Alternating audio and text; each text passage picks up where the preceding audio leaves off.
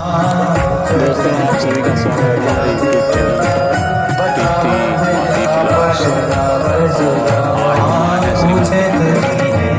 आज हम आए हैं श्रीमद् सातवें दिन की कथा आचार्य श्री जितेंद्र भागवत जी महाराज के श्री आनंद से है कथा हो रही है और बहुत ही सुंदर प्रसंग सुदामा प्रसंग इसमें सुनाया जा रहा है। कृपया वीडियो में बने रहें और नहीं है श्रीमद् भागवत शरीर पर अच्छा भी वस्त्र नहीं है, कथा का आप पूरा फायदा उठाएं। पैरों में कोई उपहान नहीं है, कोई पादुका नहीं है, नंगे पैर है। राधे राधे दोस्तों, वीडियो में अंत तक बने रहें। बहुत ही संगीत में अद्भुत दिव्य कथा है और पंडित श्री आचार्य लेकिन महाराज उसके ललाट जितेंद्र पर भागवत जी प्रकाश महाराज है, बहुत ही प्रसिद्ध वक्ता हैं और बहुत ही अच्छा उनके द्वारा भागवत कथा सुदामा हो रही है।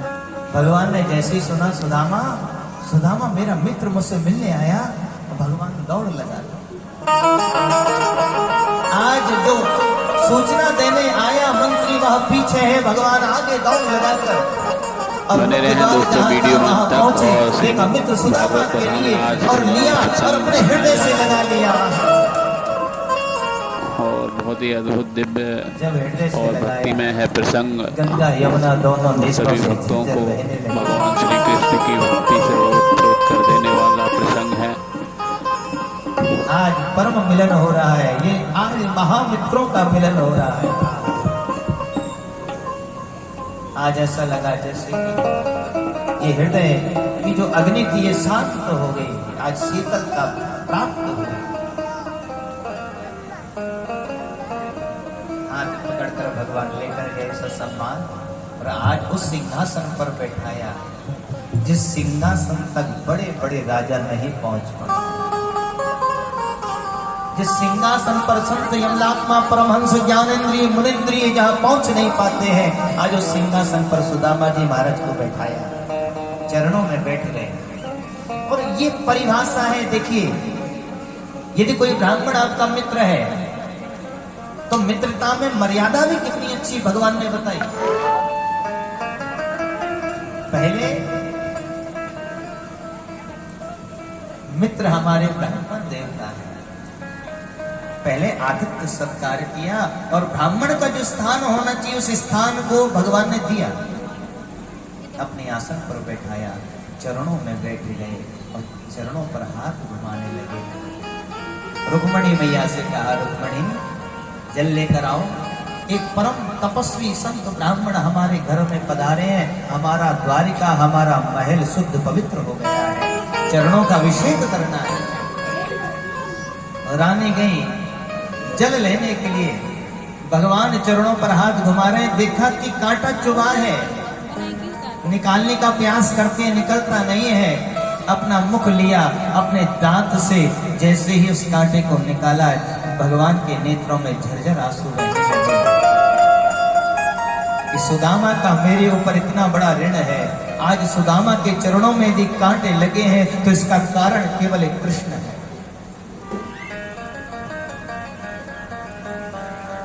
ऋण है मेरे मित्र का मेरे ऊपर, जो कि मेरे जीवन की समस्या, मेरे जीवन की परिस्थिति, मेरे जीवन का कष्ट अपने ऊपर ले लिया। देख सुदामा की दीन दशा, करुणा करके करुणा निधि रोए,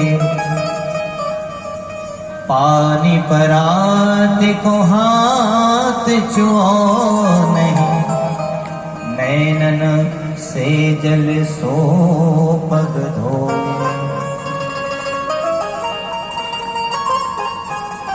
नेत्रों से जल का अभिषेक कर दिया, सुदामा जी महाराज के चरणों को पखारा, अपने पीतांबर से स्वच्छ साफ कर दिया।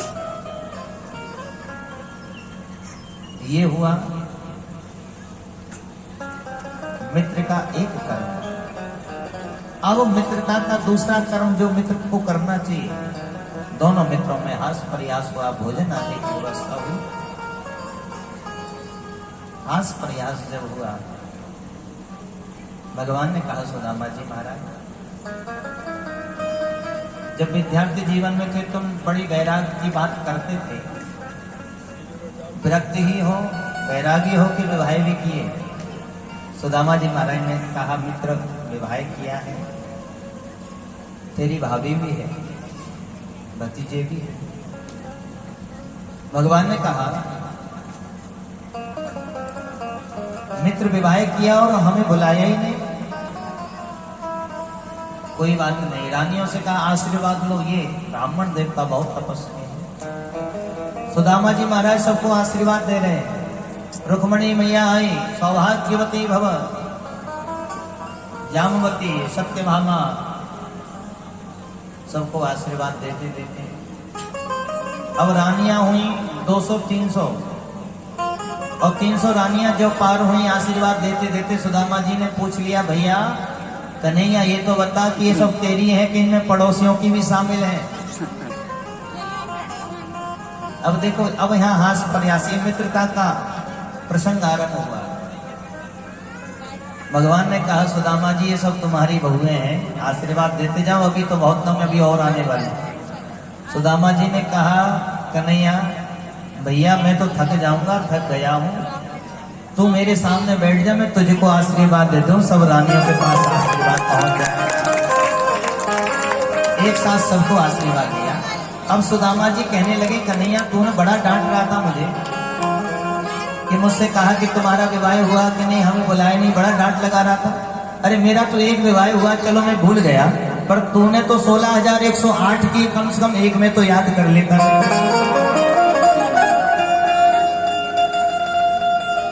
भगवान ने कहा कन्हैया, कृष्ण ने कहा सुदामा भैया तुम्हारा एक विवाह विधि विधान के साथ बढ़िया से शांति से हुआ होगा, लेकिन हमारा तो ऐसा विवाह हुआ हमें खुद पता नहीं था। कहीं जा रहे थे, जब तक पत्र आ गया ब्राह्मण देवता, वहां पहुंच दौड़ लगाई, वहां पहुंच गए, मणि ढूंढने गए तो 2-2 प्राप्त हो गई,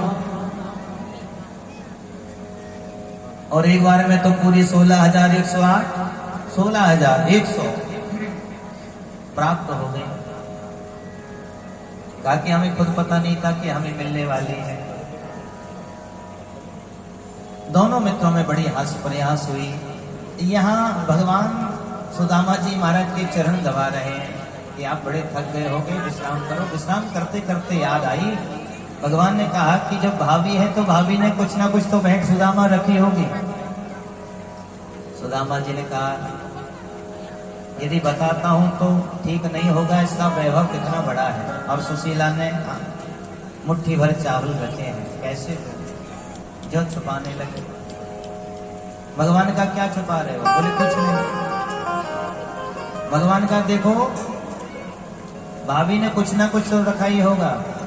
तो भगवान ने देखा कि कुछ छुपा रहे हैं, तभी भगवान ने कहा सुदामा तुम्हारे हाथ के बगल में क्या है? बोले कुछ नहीं है, और छुपाया। तब तक भगवान ने शीघ्रता करते हुए जब पोटली थी उसको निकाला, और निकालने के बाद में आनंद विभोर हो गया। मेरी भाभी ने इतना सुंदर मुझे भेंट रखी और तुम छुपा रहे थे, अकेले खाने का विचार। आज प्रभु ने उस पोटली को खोला और वो चावल लिए और अपने मुख में लिया। आहा, रस स्वादन कर रहे हैं। वो कच्चे चावल भगवान खा रहे हैं, क्योंकि ये सबसे ऊंची प्रेम सगा, सबसे ऊंची प्रेम सगा, सबसे ऊंची प्रेम सगा, सबसे ऊंची प्रेम सगा। प्रेम के कस अर्जुन रखते हाँ क्यों, प्रेम के बस अर्जुन रखते हाँ क्यों, प्रेम के बस अर्जुन रखते हाँ क्यों, प्रेम के बस अर्जुन रखते हाँ क्यों। भूल गए यदुराई,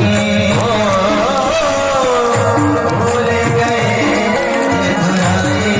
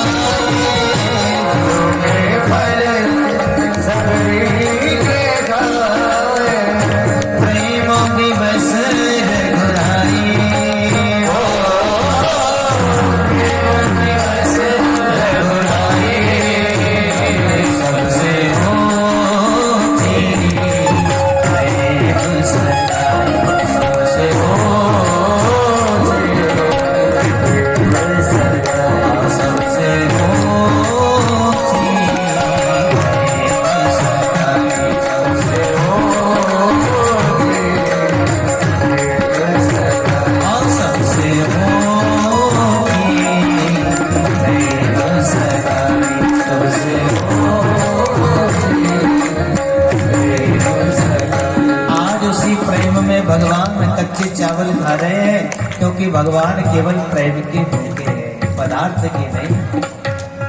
एक मुट्ठी खाए चावल और जो 2 मुट्ठी चावल खाए, तीसरी खाने वाले थे, दौड़ी दौड़ी रुक्मणी भैया आई, आकर हाथ पकड़ा, प्रभु क्या कर रहे हैं?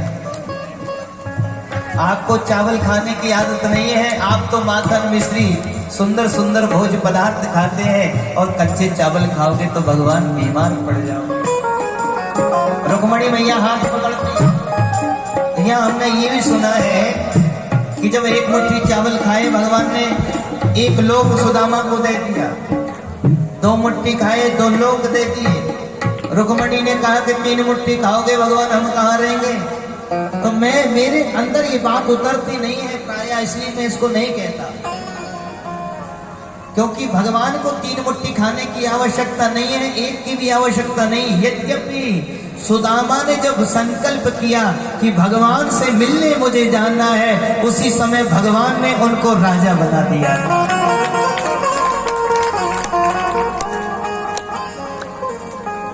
रुक्मणी कहती है प्रभु आपको कच्चे चावल खाने की आदत नहीं है।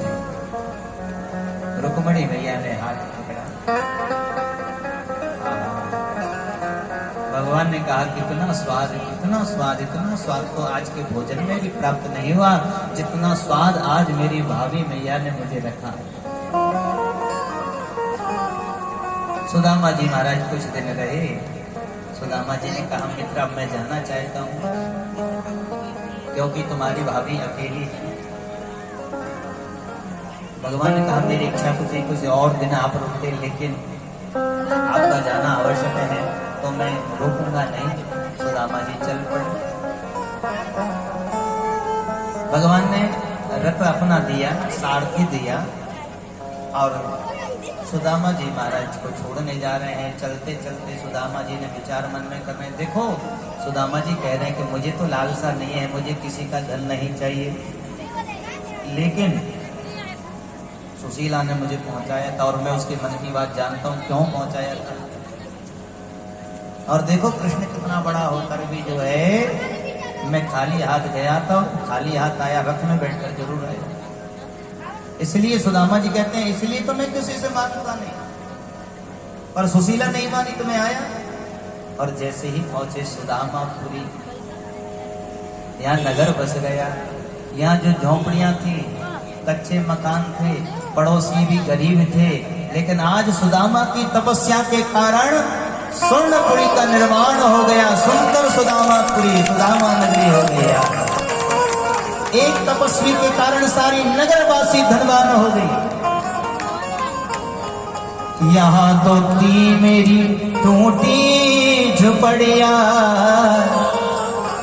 इजी मंदिर देख डरे सुदामा, मंदिर देख डरे सुदामा, मंदिर देख डरे, ऐ सुदामा, मंदिर देख डरे,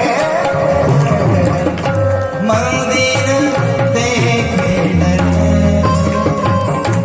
यहाँ तो थी मेरी मोटी झुपड़िया,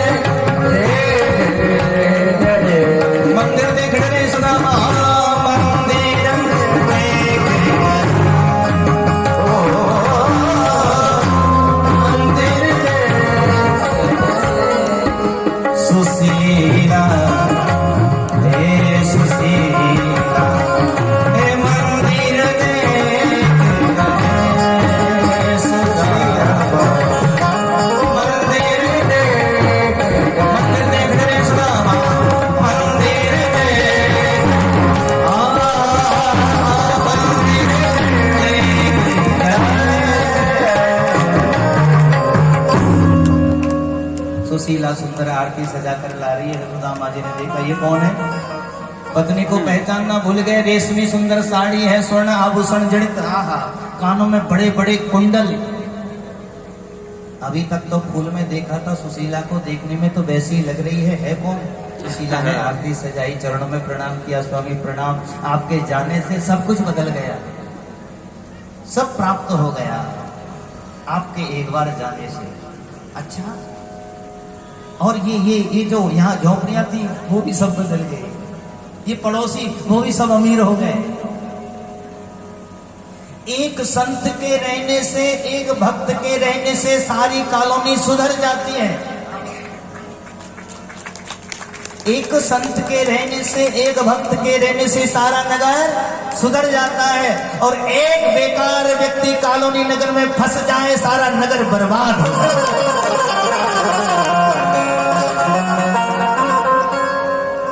इसलिए प्रयास करिए कि अच्छे व्यक्ति हमारे समाज में रहें, हमारे आसपास रहें, हम उन अच्छे लोगों का संग करें। आजकल लोग उल्टा करते हैं। एक व्यक्ति ने तपस्या की, भगवान प्रसन्न हो गए, कहा भगवान वरदान दीजिए।